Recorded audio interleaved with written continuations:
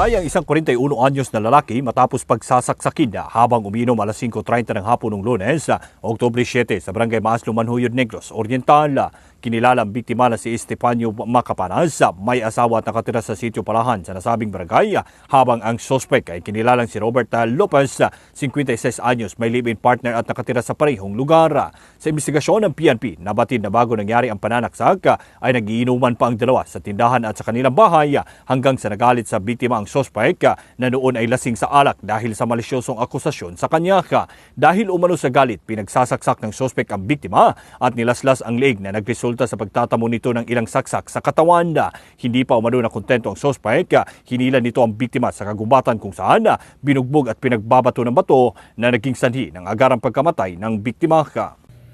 Ang balita mula sa Key5 News FM 97.7, Dumaguete. Ako si Key5 James de Trebayo Bandukilyo para sa kampiyon ng balita at serbisyo publiko Kaligawan sa Negros. Key5 News FM. K5 News FM. News FM.